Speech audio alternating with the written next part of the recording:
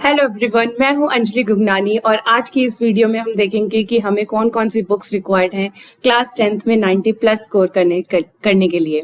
तो you new to this channel, make sure to subscribe this channel, okay, and watch the video till the end, क्योंकि हम इसमें discuss करेंगे कि toppers का क्या सीक्रेट होता है, टॉपर्स कौन कौन सी बुक्स पढ़ते हैं और इजीली 90 प्लस स्कोर करके ले आते हैं। ठीक है, तो चलिए इस वीडियो को स्टार्ट करते हैं। हमेशा की तरह इस वीडियो को भी हम स्टार्ट करेंगे एक कहानी से। तो चलिए उस कहानी को सुनते हैं। इस स्टोरी में क्या है कि इस स्टोरी में है दो बच्चे बहुत अच्छे से पढ़ाई करते हैं, ट्यूशन जाते हैं, अच्छे से तैयारी करते हैं अपनी क्लास 10th बोर्ड एग्जाम्स की। बट दोनों स्टूडेंट्स में कुछ डिफरेंस आता है। दोनों स्टूडेंट्स में एक स्टूडेंट कवर करता है 70+ % मार्क्स, एक स्टूडेंट कवर करता है 90+ मार्क्स।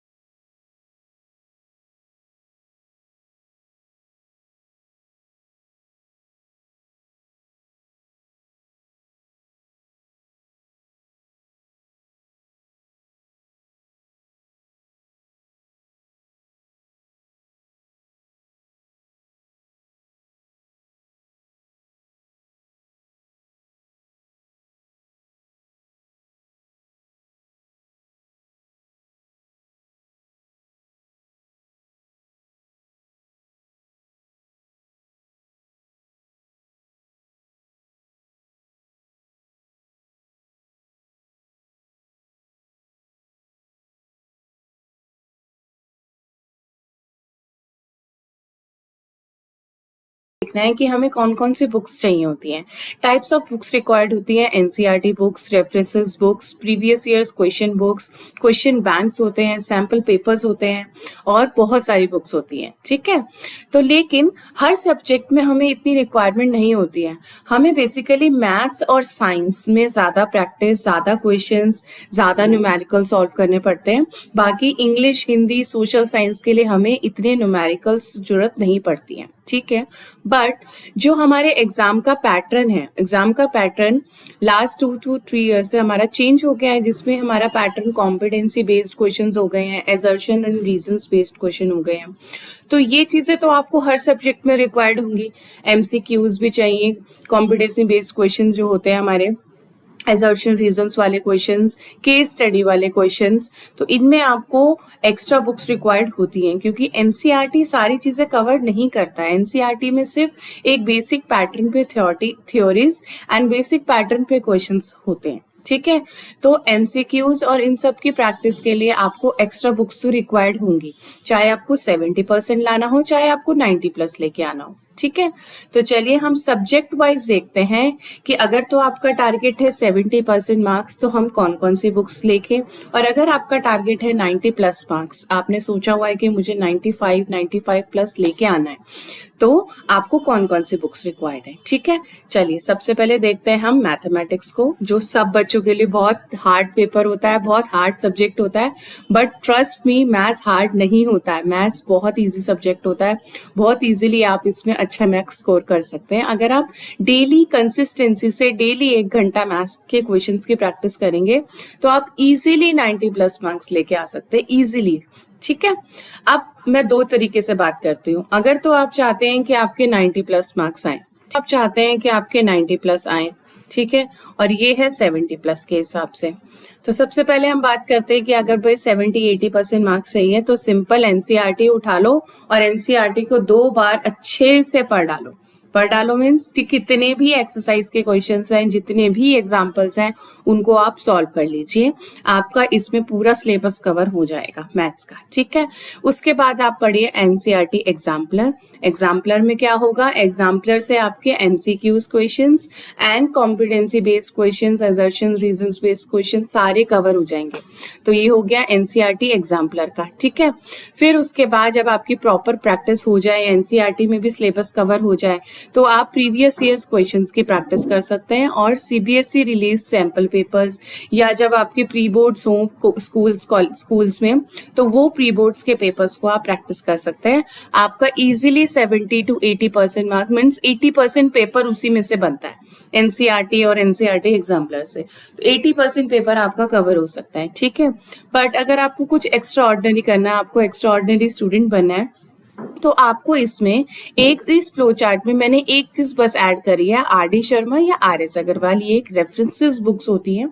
इन रेफरेंसेस बुक से में क्या होगा कि उन्हीं एनसीईआरटी के क्वेश्चंस को और डिफरेंट तरीके से कैसे पूछा जा सकता है वो दे रखा है, ठीक है। तो आर.डी. शर्मा और आर.एस. अग्रवाल आप प्रैक्टिस कर सकते हैं। तो जिसमें ये रेफरेंसेस बुक हो गई, इसमें मैं आपको गारंटी दे सकती हूँ कि आपका अगर 80% मार्क्स एनसीईआरटी से आ रहा है तो 20% रिमेनिंग जो रह गया वो आपका ये रेफरेंसेस बुक्स करके कवर होगा, ठीक है। आर.एस. अग्रवाल, आर.डी. शर्मा करके कवर होगा। और प्रीवियस ईयर्स क्वेश्चंस की प्रैक्टिस एंड सैंपल पेपर्स के प्रैक्टिस जरूर रिक्वायर्ड है, क्योंकि प्रीवियस ईयर्स पेपर्स आप जब करोगे तो उसी में से कई क्वेश्चंस तो एज इट इज आ जाते हैं, एज इट इज आपको क्वेश्चंस आपको अपने बोर्ड एग्जाम में देखने को मिल जाएंगे, ठीक है। अब हम बात करते हैं साइंस सब्जेक्ट की। साइंस में सबसे पहले आपको एनसीईआरटी उठानी है। दोनों चीजों में अगर आप टॉपर भी बनना चाहते हैं, चाहे आप एवरेजेस मार्क्स लाना चाहते हैं, एनसीईआरटी तो मस्ट है भाई, एनसीईआरटी कर लो। लेकिन उसके साथ आपको एडवांस चीजें करनी पड़ेंगी, क्योंकि विदाउट सिर्फ एनसीईआरटी कवर नहीं हो सकता।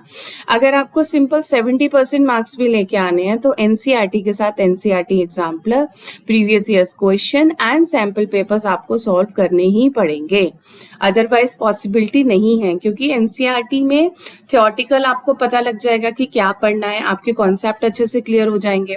एनसीईआरटी एग्जाम्पलर से आपको एमसीक्यूज क्वेश्चन कवर करने आ जाएंगे और प्रीवियस ईयर्स क्वेश्चन से पैटर्न पता लग जाएगा कि कैसे क्वेश्चन आते हैं और मुझे कैसे उसका आंसर लिखना है। सेकेंड थिंग कि आपको राइटिंग प्रैक्टिस जरूर करनी पड़ेगी। साइंस में, इंग्लिश में, हिंदी में रिटन प्रैक्टिस जरूर चाहिए। आपको प्रॉपर एक पेपर उठाओ, उसमें हर क्वेश्चन को अच्छे से लिखने की प्रैक्टिस करो। रिटन प्रैक्टिस होगी तो आपको एग्जाम में जाके कोई प्रॉब्लम नहीं होगी, ठीक है। और सेम अगर आप इसमें 90+ चाहते हैं तो आपको एक अलग से एक रेफरेंस बुक लेनी पड़ेगी, ऑल इन वन की, ओसवाल की, एंड बहुत सारी आती हैं। ये कोई स्पॉन्सर्स वीडियो नहीं है, मैं इसलिए पर्टिकुलर किसी एक रेफरेंस बुक को नहीं बता सकती। इसमें बहुत सारी रेफरेंसेस बुक्स आती हैं, आप उन सबको कवर कर सकते हैं। आप स्टोर पे जाइए, बुक स्टोर पे देखिए जाके, जो आपको अच्छी लग रही हो, जिसमें अच्छे से क्वेश्चंस प्रैक्टिस दे रखी हो, आप उसको ले सकते हैं। कोई भी रेफरेंस बुक्स ले सकते हैं, ठीक है। And this is the must point, previous years papers को जरूर प्रैक्टिस करना। प्रीवियस ईयर्स पेपर की प्रैक्टिस किए बिना कोई पॉसिबिलिटी नहीं हो सकती है। क्यों नहीं हो सकती है? क्योंकि उससे आपको एक पैटर्न पता लग जाता है, ठीक है, कॉन्सेप्ट क्लियर हो जाते हैं, ठीक है। ये हो गए साइंस सब्जेक्ट की बात। अब हम चलते हैं इंग्लिश, एसएसटी और हिंदी में। मैंने सिंपल सी एक बात कही है कि आपको एनसीईआरटी और एग्जाम्पलर करने की जरूरत है, रेफरेंसेस बुक की रिक्वायर्ड नहीं है। इसमें सिर्फ प्रैक्टिस चाहिए। क्या चाहिए? प्रैक्टिस चाहिए, रिटन प्रैक्टिस, कि आपको रिटन सारा कॉम्प्रिहेंशन करना आता हो, कैसे एसेज लिखते हैं, कैसे कॉम्प्रिहेंशन क्वेश्चंस करते हैं, एसएसटी में कैसे proper point wise questions answers लिखे जाते हैं। हिंदी में भी आपको क्या चाहिए? प्रैक्टिस चाहिए। इन सब तीनों सब्जेक्ट में आपको प्रैक्टिस रिक्वायर्ड है, रिटन प्रैक्टिस रिक्वायर्ड है, ठीक है। And last but not least, मैं हर वीडियो में आपको बोलती हूँ कि अगर आप अच्छे से पढ़ना चाहते हैं, अच्छे से अपने 10th क्लास को अच्छे से कवर करना चाहते हैं, क्लियर करना चाहते हैं, तो डेली कंसिस्टेंसी से 2 घंटे की पढ़ाई चाहिए। जरूरी नहीं है कि आप उस 2 घंटे में से पढ़ाई करें, आप अपना सिलेबस भी इवेलुएट कर सकते हैं। आप देख सकते हैं कि आपने कितनी पढ़ाई करी है, कितना आपको समझ आ गया, कौन कौन से चैप्टर्स आपको समझ नहीं आ रहे हैं। बट डेली 2 घंटे अपना खुद का इवेलुएशन करना बहुत जरूरी है। जब तक आप खुद को नहीं परखेंगे, आप नहीं समझ पाएंगे कि आपने कहाँ तक पढ़ लिया है और आपको क्या पढ़ना है, और आप बिल्कुल हौच पौच हो जाएंगे, कंफ्यूज हो जाएंगे, कभी क्या देखेंगे, कभी कहाँ जाएंगे। इसलिए डेली अपनी स्टडी टेबल पे 2 घंटे जरूर बैठिए। चाहे आप बैठ के यही देखिए कि भाई मेरे पास ये सब्जेक्ट है, मुझे ये चैप्टर्स अभी कर लिए हैं, एक लिस्ट बना लो, और ये चैप्टर्स मुझे कवर करने हैं, और ये मुझे मतलब जो टॉपिक्स को आपको हार्ड लगता है। देखिए, हर किसी को जरूरी नहीं है मैथमेटिक्स हार्ड लगे, किसी को इंग्लिश हार्ड लगती है, किसी को सोशल साइंस हार्ड लगती है, किसी को साइंस हार्ड लगती है। तो आप अपना इवैल्यूएशन कीजिए कि आपको कौन से सब्जेक्ट्स हार्ड लग रहे हैं और कौन से सब्जेक्ट्स में आपको टॉपिक्स कवर करने हैं, जरूरी हैं, कौन से नहीं जरूरी हैं, ठीक है। इसलिए डेली कंसिस्टेंसी से 2 घंटे अगर आप बैठेंगे तो मैं आपको गारंटी दे सकती हूँ कि आपने जो भी टारगेट कर रखा है, इफ यू टारगेट अबाउट 90+, तो ये आप तो डेफिनेटली 2 आवर्स क्या 3 आवर्स 4 आवर्स पढ़ेंगे। इफ़ यू टारगेट द 70+, अगर आप 2 घंटे डेली बैठ रहे हैं तो आप इजीली स्कोर कर सकते हैं, बहुत इजीली स्कोर कर सकते हैं। ठीक है, इसी के साथ इस वीडियो को यहाँ पे एंड करते हैं और आप कमेंट सेक्शन में ज़रूर लिख के जाइएगा कि कौन कौन से बच्चा 2 घंटे पढ़ाई करेगा। ठीक है, चलिए bye bye students, thanks for watching this video.